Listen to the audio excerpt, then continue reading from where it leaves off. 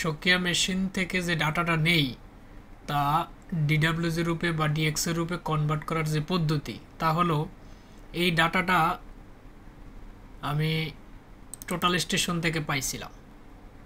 ঠিক আছে, এখানে অনেক কিছু আছে। এটা আমার একটা কন্ট্রোল ডাটা, এই যে লেভেলের ডাটা আছে, প্লাস হচ্ছে বাউন্ডারি ওয়াল, সব কিছু মিলে এটা একটা কন্ট্রোলের ডাটা। এই ডাটাটা আমি টোটাল স্টেশন থেকে পেনড্রাইভ দিয়ে নিয়েছি। এখন আমি কলিডা সফটওয়্যারটা ওপেন করব, কলিডা 2009 এই সফটওয়্যারটা ওপেন করব। তারপর যাব হচ্ছে ফাইলের থেকে গিয়ে ওপেন থেকে গিয়ে ডাটাটা আমার কোথায় রাখা আছে ওইটা আমি দেখিয়ে দেব। এখানে এই যে ওই ফোল্ডারে রাখা আছে, এই যে এই ডাটাটা আমি কি করব, ও অল ফাইল সিলেক্ট করা থাকবে, আমি ওপেন করব। এই যে ওপেন করার সাথে সাথে এটা চলে আসছে ডাটাটা। এখন জাস্ট আমি এই যে এখানে একটা লেখা আছে যে ট্রান্সকম, এই ট্রান্সকমে ক্লিক করব। আর এখন দেখতে হবে যে আপনি কি আপনার মেশিনের সেটআপ কি নর্থ ইস্টিং জেনিতে আছে না ইস্টিং নর্থ জেনিতে আছে। যদি আপনার মেশিনে নর্থ ইস্ট জেনিত থাকে তাহলে এটাতে ক্লিক করবেন, আর যদি ইস্ট নর্থ জেনিত থাকে তাহলে এটাতে ক্লিক করবেন। তো আমার মেশিনে আমি নর্থ ইস্ট জেনিত এই সেটআপে কাজ করি, এর জন্য এই যে নর্থ ইস্ট সেটআপ এটাতে আমি ক্লিক করব। ক্লিক করার সাথে সাথে এটা এক পাস হয়ে যাবে।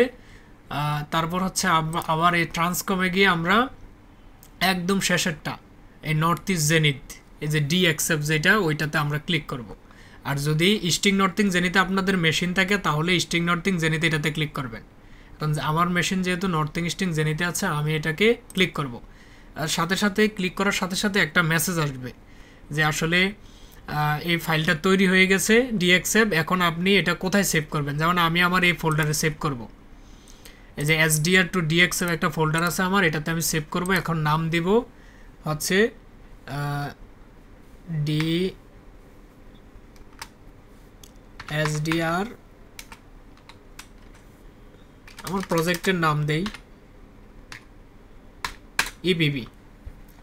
এখন আমি এটাকে জাস্ট এই যেখানে ডিএক্সএফ লেখা থাকবে আমি জাস্ট এখানে সেভ করব। সেভ করার সাথে সাথে ও মেসেজ দিবে যে সাকসেসফুলি ট্রান্সফর্মড 154 পয়েন্টস।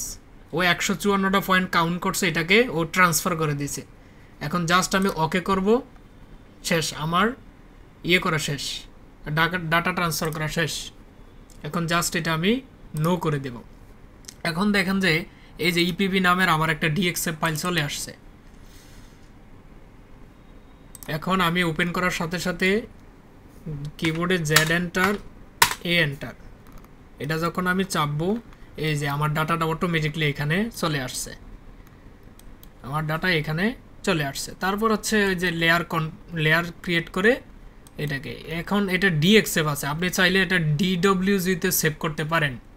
ডিডব্লিউজিতে সেভ করার জন্য এই যে ফাইলে যাবেন, এই সেভ অ্যাজ অপশনে ক্লিক করবেন।